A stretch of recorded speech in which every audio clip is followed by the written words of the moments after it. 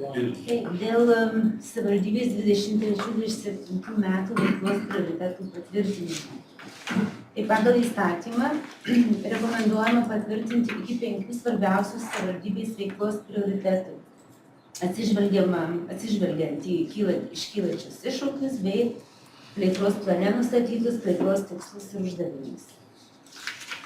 Tai veiklos prioritetų įgyvendinimas toliau bus planuojamas nustatant svarbiausius darbus, darbų įvykdymo terminus, planuojamus pasiekti rezultatus. Kiekvienais metais rengiant veiklos planą trimetį, veiklos prioritetai ir siekiami rezultatai bus peržiūrimi, patikslinami ir suplanuojami svarbiausi darbai.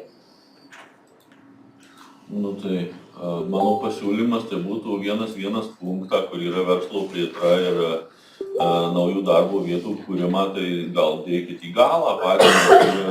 Iš tikrųjų, čia visiškai neturi eiliškumas, kuris svarbesnis. Aš suprantu, kad jums neturi, bet mums turi. Dėl to aš siūlyčiau šį dėti, nes toks vaizdas, kad vienas punktas sako darbo vietų kūrimas, kaip jau šios kadencijos taryba atleido tiek žmonių realiai, tai gal neetiškai tiesiog atrodo, tai siūlyčiau dėkit jūs į galą ir nerodykim čia žmonėm, kad čia mums baisiai svarbu šitas dalykas, o tas punktas, kuris, kad teikiamos viešos paslaugos kokybiškiau, tai gal atitinka tą, dėl ko mes čia optimizuojam, ten tuos jungiam čia ir panašiai, nes čia ir ponas meras ir sakęs yra, kad efektyviau dirbtų ir panašiai, o tas darbo vietų kūrimas, tai manau, kad balansą tai dabar minusas darbo vietų, tai ir Sūduvos vandenų ten 20 darbuotojų, kur realiai savivaldybė 30.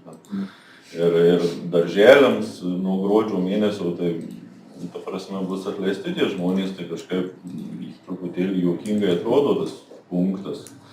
Jei kiti galą, sakysim, tai bent jau yra, bet pačiam gale, tai... Supratau.